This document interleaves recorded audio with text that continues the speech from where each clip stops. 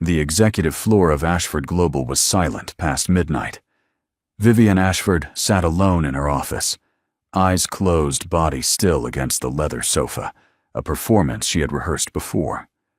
On the desk beside her rested a limited edition watch, worth several $1 million, positioned exactly where anyone walking in would see it first. Ryan Carter, the night shift janitor, was the last person to clean this floor. She was certain he would take it, or at least touch it. Instead, he draped a thin blanket from his cart over her shoulders, dimmed the lights, and walked out without a word. When the door clicked shut, Vivian opened her eyes and cried. Ryan Carter was 39 years old and had learned a long time ago not to want things that weren't his. That lesson hadn't come from a book or a mentor. It had come from years of watching what happened when people like him reached for something just slightly out of their lane. The disappointment, the embarrassment, the quiet way the world reminded you of your place. So he kept his hands to himself, his eyes forward, and his expectations low enough that nothing could disappoint him anymore. He worked the night shift at Ashford Global 5 days a week, clocking in at 10 in the evening and clocking out just before 6 in the morning. The building was a tower of glass and steel in the middle of the city, the kind of place that looked like ambition made physical. During the day, it hummed with executives' assistants and the constant noise of money moving from one place to another. By the time Ryan arrived, all of that was gone. What was left was just space-polished floors, expensive furniture, and the low hum of climate control systems, keeping everything at a temperature that felt more appropriate for a wine cellar than a place where human beings worked. He didn't mind the silence. There was something honest about a building after hours. You could see what it actually was when no one was performing inside it. Just walls, just glass, just things. Ryan pushed his cart from floor to floor with the efficiency of someone who had done the same route so many times that his body knew the path without being told. He wasn't fast, but he was thorough. He didn't skip corners or leave streaks on the windows or let the trash bins overflow because he was tired. He did the job the way he would have done any job completely or not at all. The executive floor was always the last stop. 32nd floor. The elevator required a separate access card for it, which the building manager had given him, with a look that suggested it was a privilege not to be taken lightly. Ryan had taken it without comment, clipped it to his lanyard alongside the others, and that was that. The floor was different from the rest of the building. The carpet was thicker, the lighting warmer, and every surface seemed to have been chosen by someone with a very particular idea of what power was supposed to look like. Glass walls, dark wood, leather everything. Even the air smelled different up here, cooler, cleaner, like the ventilation system had been calibrated for a different class of person. Vivian Ashford's office was at the end of the corridor. Her name was on the door in small, understated letters, the kind of confidence that didn't need to announce itself. Ryan had cleaned that office dozens of times and had never met her in person. He knew her the way you know anyone you've never spoken to through what they left behind. The coffee cups always rinsed out before being left on the desk. Documents stacked with precision, nothing left carelessly. A single framed photograph on the credenza that he had never looked at directly because looking felt like trespassing. Vivian Ashford was 42 and ran Ashford Global the way some people ran military operations, with control, with contingency plans, and with a level of suspicion that had been mistaken more than once for intelligence. She had built the company herself over 15 years, which meant she had also watched it be stolen from, misrepresented, and undermined by people she had trusted. A CFO who had redirected funds into a private account for 2 years before anyone noticed. A business partner who had walked her proprietary research into a competitor's boardroom. An executive assistant who had sold internal communications to a journalist for a story that nearly collapsed the company's stock value in a single afternoon. 3 people, 3 different kinds of betrayal, and a lesson she had taken to its logical conclusion that trust wasn't a virtue, it was a liability. After that, she began testing people. Not in any official capacity, not anything the HR department would have sanctioned. Small, informal arrangements. A wallet left on a table. A door left open to a room it shouldn't be open to. Information shared with someone who shouldn't have it, just to see where it traveled. She told herself it was due diligence. She told herself it was smart management. What she didn't tell herself, because she wasn't ready to hear it yet, was that it had become something else entirely. A habit that had less to do with protecting the company, and more to do with confirming a belief she had already decided was true. Ryan had been on her radar for a different reason. One of the building managers had flagged him during a routine review, not for anything negative, but because his name had appeared on 3 separate incident reports in the span of 2 months. Once for reporting a water leak on the 14th floor before it caused damage. Once for leaving a note with lost property he'd found in a conference room addressed to the specific person whose ID badge had been clipped to the bag. And once for staying an extra hour without pay to help an older colleague finish a floor because she had hurt her back and hadn't wanted to report it. The building manager had written it up as commendable. Vivian had read it and thought he's building a reputation, positioning himself. People don't do things like that for nothing. That was the logic she lived inside, the one that had kept her safe and kept her alone in equal measure. She put the watch on the desk on a Tuesday. It was a limited edition piece from a Swiss manufacturer, produced in a run of only 50 units worldwide, and its value had been appraised at slightly over $2 million. She had acquired it at auction years ago and kept it in the office as a conversation piece, the kind of object that communicated something about who she was to people who understood that kind of language. She moved it to the edge of the desk herself, positioning it where the light from the corridor would catch it when the door opened. Then she settled onto the sofa with a report she had already read twice, and waited. She heard his card at 11:47. The soft rumble of wheels on the corridor carpet the faint sound of a door being opened and closed in the office next to hers. She closed her eyes and regulated her breathing the way she had learned to in a stress management course she'd attended 10 years ago and never talked about. Slow, even, the performance of rest. By the time the door to her office opened, she was still one hand loose on her knee, head tipped slightly to the side. Ryan stepped in.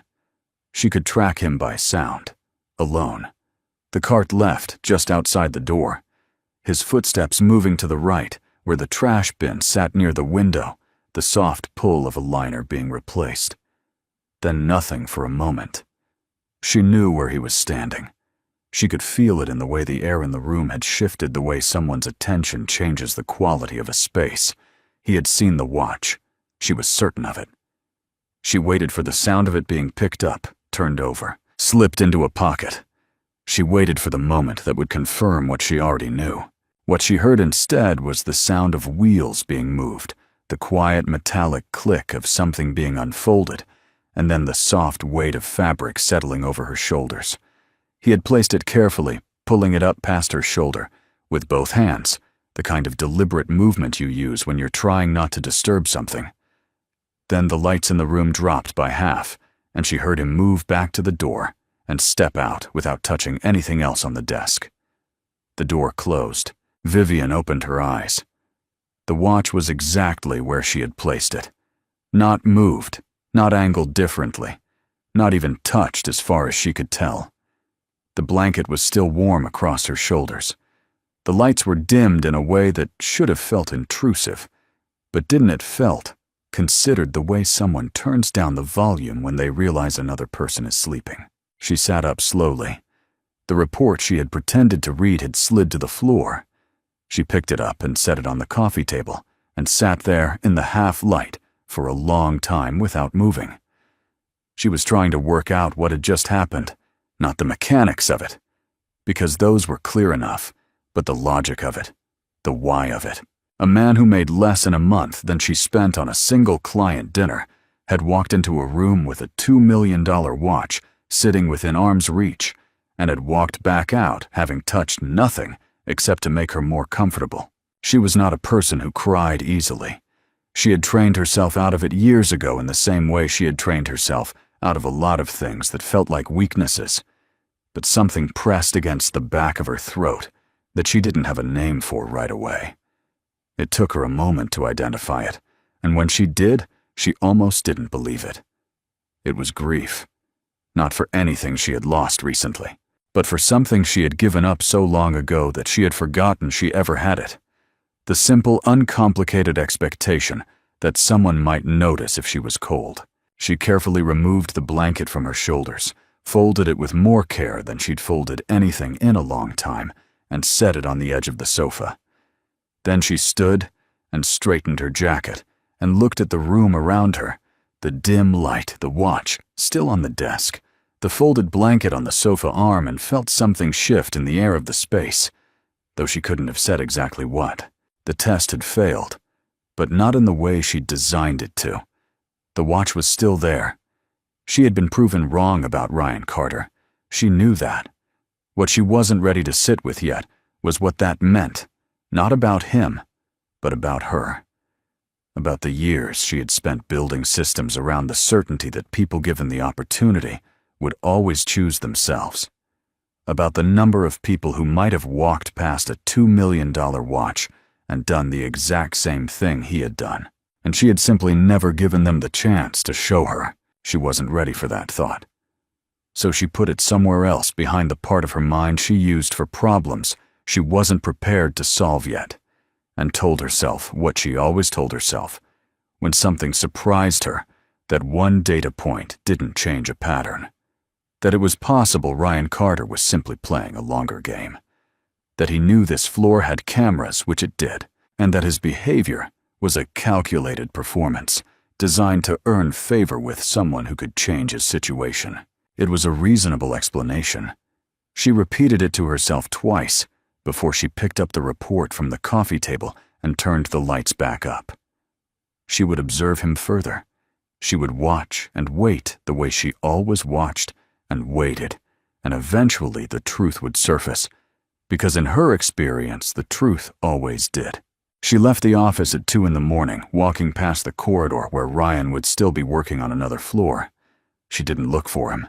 She took the elevator down and stepped out into the night air and got into the car waiting for her at the curb, and as it pulled away from the building, she kept her eyes on the street ahead and did not think about the blanket.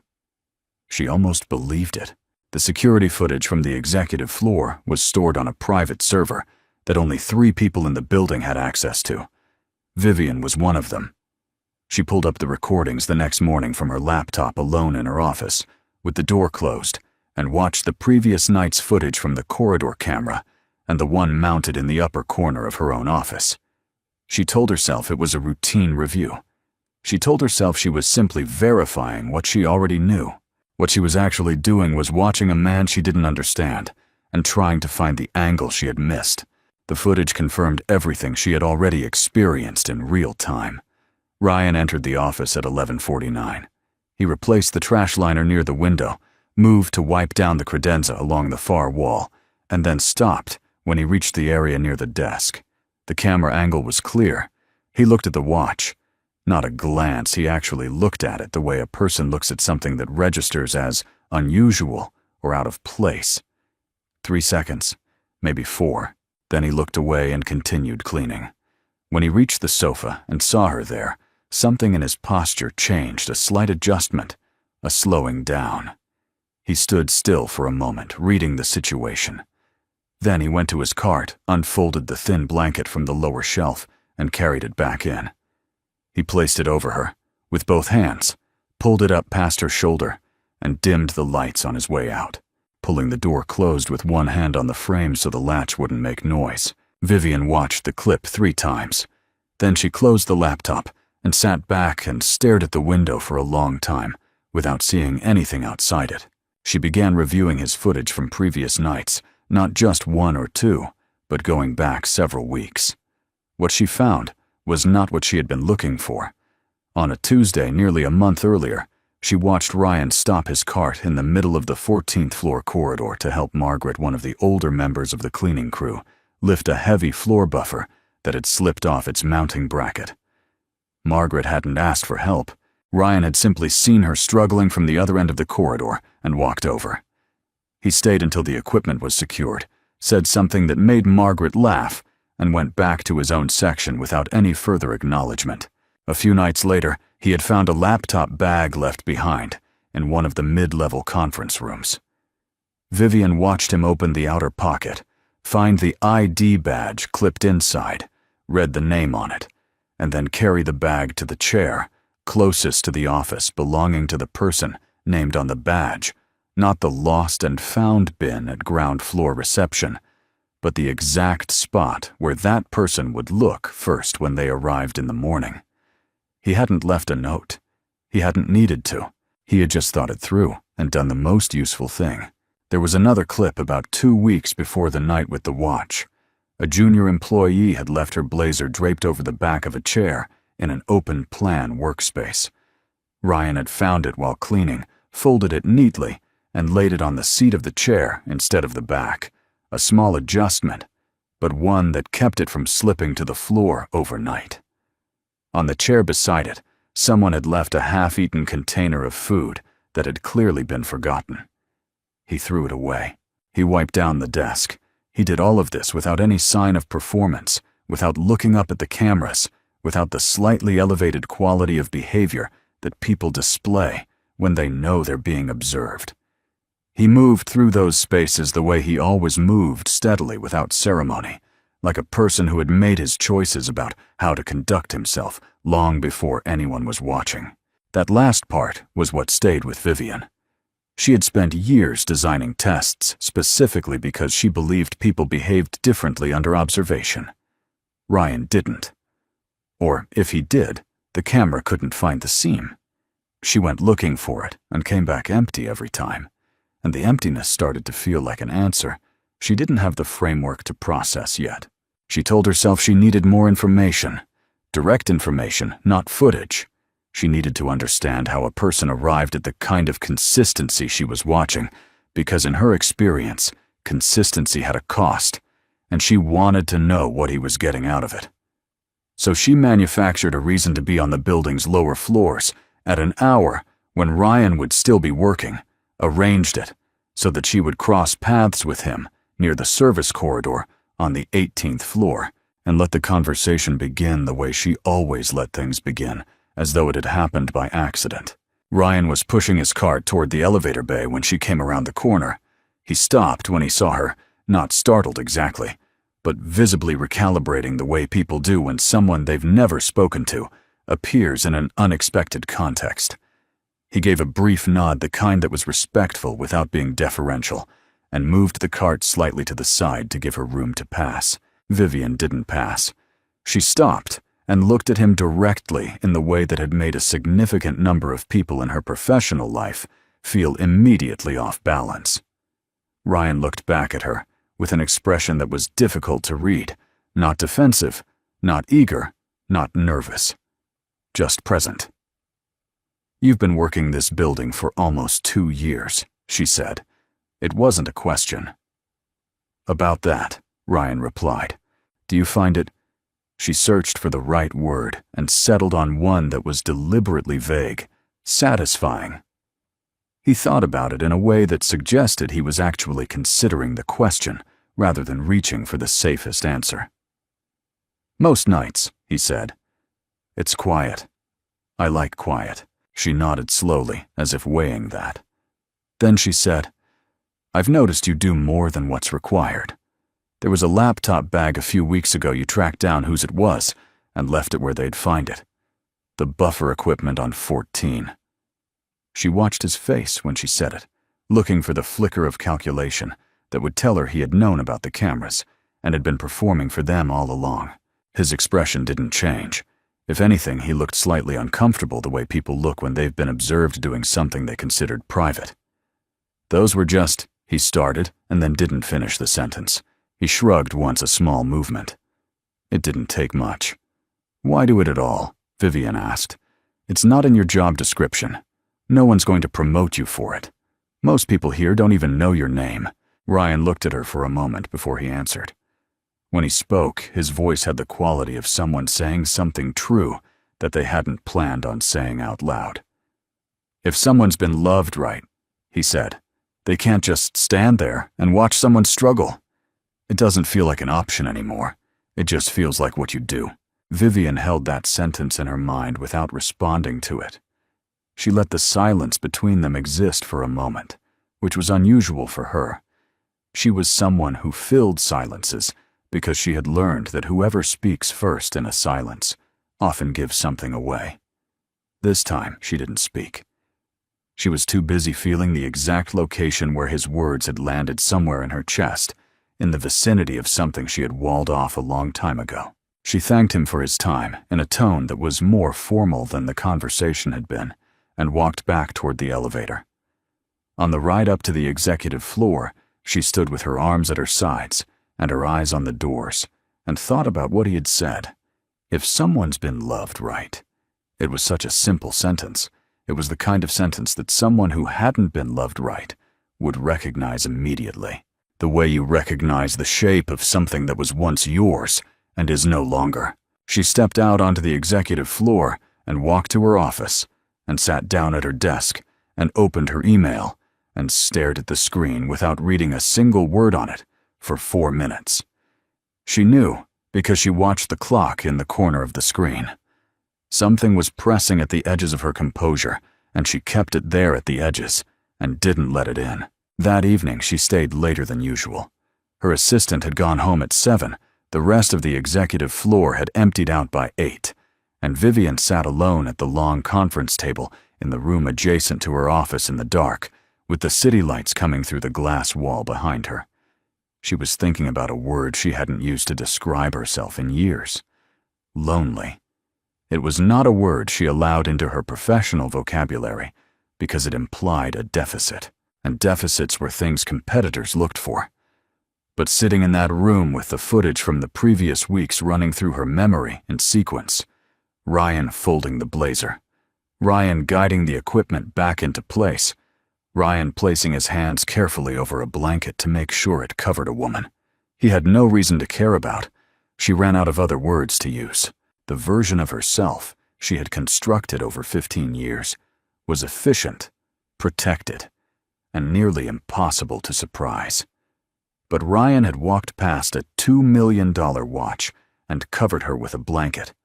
And now she was sitting alone in the dark, thinking about whether she had ever once made another person feel less cold. She had the answer. She knew it before she finished the question. She went looking for Ryan the next evening, at a time when she knew he would be on break. She found him in the small staff room on the 9th floor, a room she had walked past dozens of times without ever going into. He was sitting at the table with a cup of coffee reading something on his phone. He looked up when she appeared in the doorway, and his expression held the same quality it had the night before, present unhurried, a little wary. Vivian sat down across from him without being invited, which was a habit she had, and set her hands flat on the table. "I owe you an explanation," she said. Ryan set his phone face down. He didn't say anything, which was the correct response, and also unsettled her slightly. "The watch," she said. "The night you came in and I was on the sofa. The watch was there on purpose. I do that sometimes with staff with contractors. I arrange situations to see how people respond when they think no one is paying attention." Ryan's expression didn't shift into anger the way she had half expected it to. He looked at her steadily, and she couldn't tell if he was processing what she'd said or had already processed it before she finished saying it. "And," he said, "and you didn't respond the way I expected," Vivian said. She kept her voice level the way she kept her voice level in negotiations. "You didn't take it. You didn't even acknowledge it. She stopped, because the next part was harder. You noticed I was cold." Ryan picked up his coffee and held it in both hands, and looked at the table for a moment, before he looked back at her. "Is that why you're apologizing?" he asked. "Because I didn't take it." "I'm explaining," she said. "It sounds like an apology," he said, not unkindly. Vivian looked at him. "I've been doing this for years," she said. "Testing people. I convinced myself it was practical. That it was how you protected yourself after enough people proved you right. She had not planned to say that much. The sentence had arrived before she could edit it. Ryan set his cup down. When he spoke, his voice was quiet, and without any particular accusation in it, which somehow made it land harder. "The worst part isn't when someone betrays you," he said. "The worst part is when you've lived that way long enough that you stop being able to recognize when someone isn't going to. You start seeing a threat in everything. And then one day, you realize you've been alone for a long time, and you can't even remember making the choice to be." Vivian didn't move. Something in her face must have changed, because Ryan's expression shifted slightly. Not softer exactly, but more careful. "I know what that's like," he said. Not from the outside looking in, from the inside. She believed him. That was the thing that surprised her most, that she believed him immediately without verification, without looking for the angle behind it. She just believed him the way you believe something that has the texture of a true thing, and that reaction scared her more than any betrayal she had ever been through, because she didn't know what to do with it. She stood up. She thanked him again in the same formal tone she'd used before, which she knew was a retreat, and knew he probably recognized as one, and walked back out into the corridor. She stood outside the door for a moment, with one hand against the wall, feeling the cool surface under her palm, grounding herself the way she had learned to do when something moved her in a direction she wasn't ready to go. She had built an empire on the premise that people could not be trusted. She had shaped every policy, every process, every relationship inside Ashford Global around that premise, and it had kept her safe, and it had cost her something she hadn't had the language to name until a night shift janitor sat across from her in a break room and said it plainly.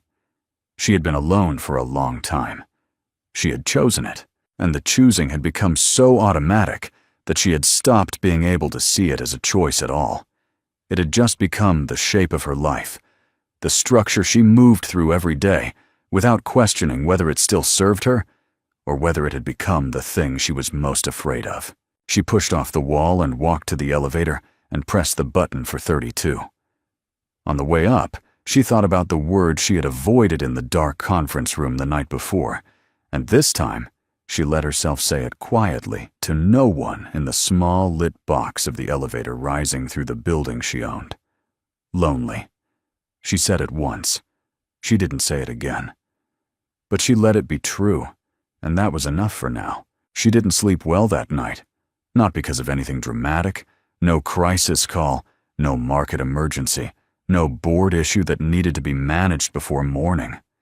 She didn't sleep because she kept returning to a sentence Ryan had said in the break room, the part about not being able to recognize when someone isn't going to betray you. She had been turning it over in her mind, the way you turn over a stone you found somewhere unexpected, not sure yet whether it's ordinary or significant, but unable to put it down. By 4 a.m, she gave up on sleep entirely and sat at the desk in her home office with a legal pad and a pen, which was something she only did when she needed to think, without a screen in front of her. She wrote nothing for a long time. Then she started writing a list, not of tasks or decisions, but of names. People who had worked for Ashford Global in the past 5 years, who had left or been let go. Not the ones who had been terminated for cause she wasn't thinking about them. She was thinking about the others, the ones who had resigned quietly, who had given 2 weeks' notice and been professionally courteous, and walked out of the building with neutral expressions and never come back. She had always categorized those departures as clean, uncomplicated. People moved on. It happened. Looking at the names now in the 4 o'clock dark, she started asking a different question. Not why they left, but what it had felt like to work there. What it had felt like to be surveilled, tested, second-guessed in ways that were designed to be invisible, but weren't. Not really. Not to people paying attention. She thought about the wallet she had left on the table in the finance department 2 years ago. She thought about the internal memo she had allowed to circulate, with a deliberate inaccuracy embedded in it, so she could track whose version reached which external contact. She thought about the dozen other small arrangements she had made over the years, the invisible architecture of suspicion she had built around herself, and called it management. She had created a company where people performed trustworthiness rather than practiced it, because the distinction mattered, and she had collapsed it. She had made the environment so watchful that the authentic version of what Ryan did every night, the quiet, unobserved kindness, the unrequested help, couldn't exist inside it. She had filtered it out. And then she had sat in her office and wondered why no one around her felt real. She put the pen down and looked at the legal pad. The list was long. She folded the page once and set it face down on the desk. In the morning, she called Gerald Webb, her head of operations, a careful man who had worked for her for 7 years and knew the building's systems better than anyone except Vivian herself. She asked him for a full review of every internal monitoring protocol currently active in the building, not the official security systems, but the informal ones.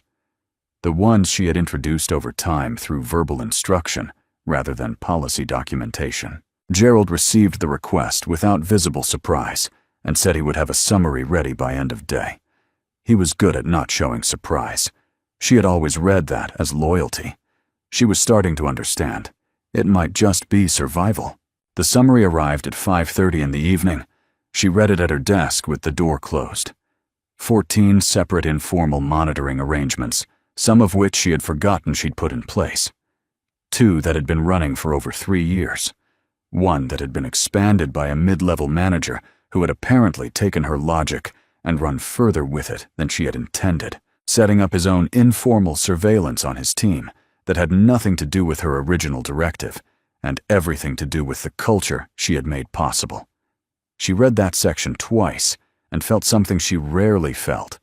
Not guilt exactly, but its structural equivalent. The recognition that a thing she had built had caused damage beyond what she could account for. She suspended all 14 arrangements that evening, effective immediately. She sent the instruction to Gerald in writing, which was deliberate. She wanted a record of the decision, not a verbal order that could be undone quietly later.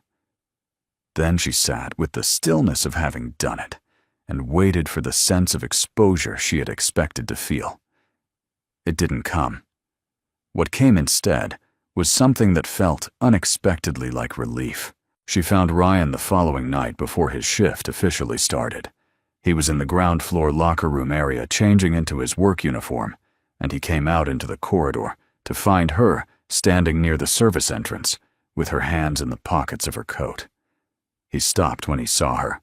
His expression did the same thing it always did, settled into that quality of attention that she had spent 2 weeks trying to categorize and had finally accepted she couldn't. It wasn't performance and it wasn't calculation. It was just how he looked at things. "I shut down the monitoring," she said. "The informal kind. All of it." Ryan looked at her without answering right away. She had come to understand that his quiet wasn't evasiveness. It was the habit of someone who didn't speak until he had something to say. "Okay," he said. "That's not everything," Vivian said. "I need to apologize to you directly, not for the watch, although that's part of it, for having you working in a building where you were being watched and assessed without your knowledge on top of the job you were already doing. That wasn't fair to you." She kept her voice even, but she meant the words, and she thought he could tell the difference. Ryan leaned against the wall beside the service door with his arms crossed, not defensively, but in the way of someone settling in for a real conversation rather than a brief one. "I figured there were cameras," he said. "There are cameras everywhere in a building like this." "The standard security system, yes," Vivian said. "What I'm describing is different. It's—" She stopped and chose the word carefully targeted, designed to catch people in moments they believed were private. Ryan was quiet for a moment. "And what did you catch?" he asked. "Nothing," she said. "In your case and in most others. Nothing." She let that land before she continued. "Which is the point. I built a system to find betrayal, and what it actually found was that most people most of the time behave decently when no one is watching. I just couldn't see it because I was too busy looking for the other thing. Ryan looked at her with an expression that was harder to read than usual, not closed, but layered like someone holding more than one thought at the same time. "What changed?" he asked. "You covered me with a blanket," she said. And I cried for the first time in years, alone in my office because of it. And I didn't know what to do with that. So I started paying closer attention to you, which was also a form of the same problem. I still couldn't just accept it. I had to investigate it. She said it plainly without softening it, because she had decided that if she was going to have this conversation, she was going to have it honestly. It took me a while to understand that the problem wasn't what I was finding. The problem was the looking itself. Ryan didn't say anything for a moment. The corridor was quiet around them, just the low hum of the building's systems and the distant sound of a door somewhere on an upper floor. My wife used to say, "He began and then he stopped and started differently."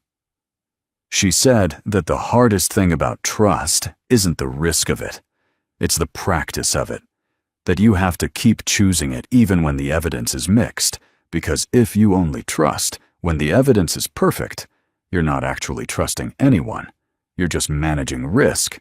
Vivian listened to that. She turned it over the way she'd turned over what he said in the break room. "She sounds like she was someone worth listening to," she said. "She was," Ryan said. Just that. He didn't elaborate, and she didn't push, because some things don't need a frame around them.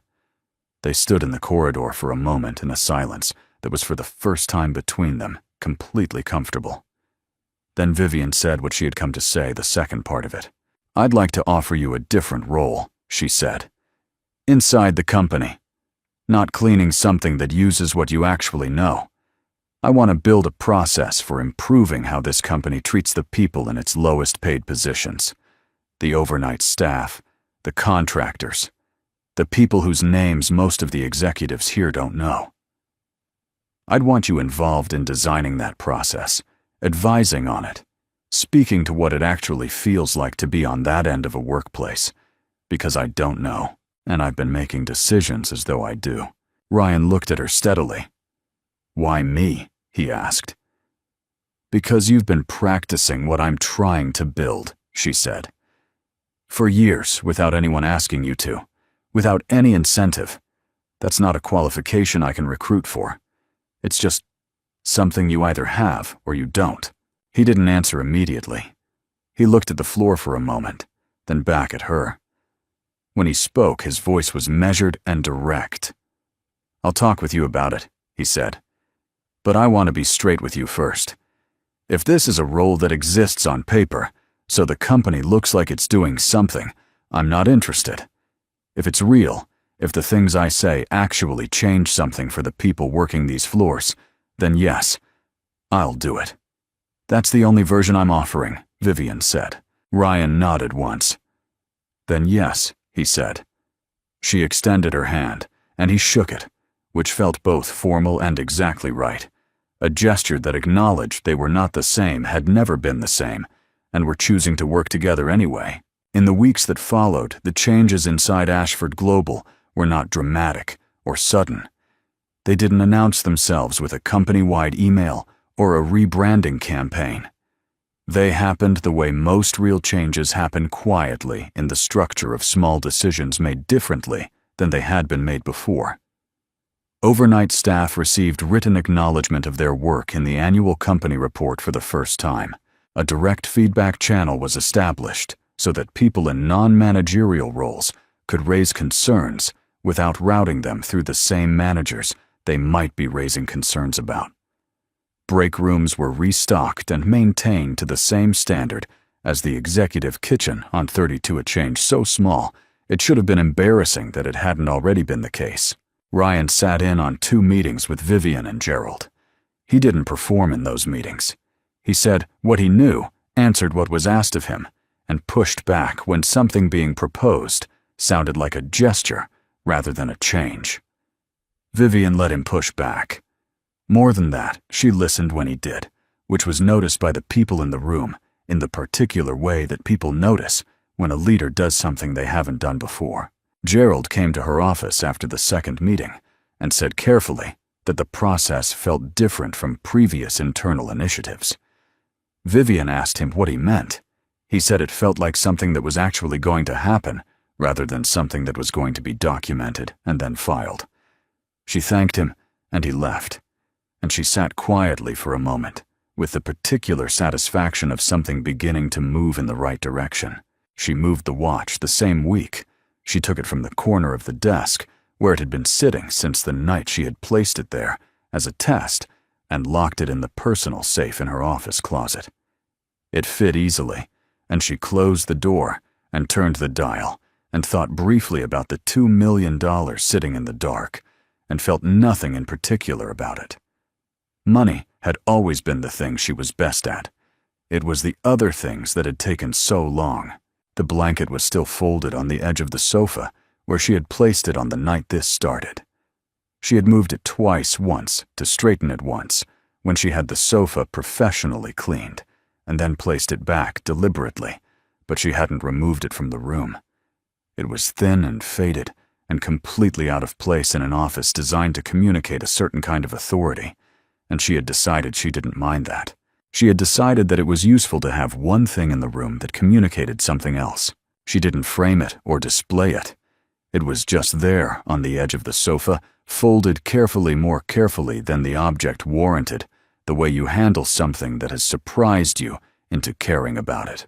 Ryan continued working the night shift for another 3 months, while the advisory role was formalized and a structure was built around it. He didn't ask to be moved to days sooner, and she didn't push him. On the nights when she stayed late, which was most nights, she sometimes heard his cart in the corridor around midnight. The familiar low rumble that she now recognized, the way you recognize a sound that has become part of the background of your life without you deciding to let it in. She never staged another test. Not in the building, not anywhere.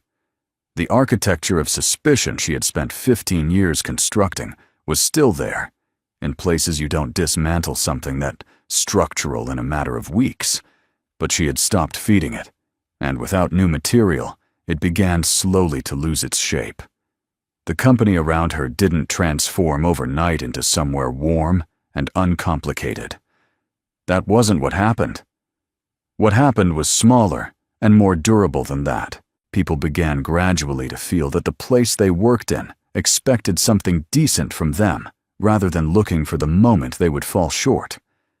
The distinction was fine, but it was real, and it moved through the organization the way temperature moves through a room, slowly, unevenly, but eventually reaching every corner.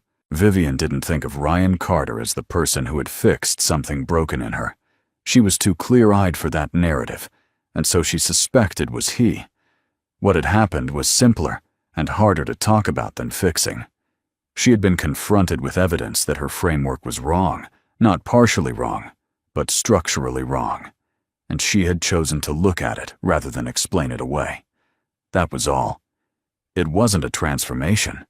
It was a correction, and corrections were harder than transformations because they required you to admit that you had been building in the wrong direction for a long time. She could admit that now.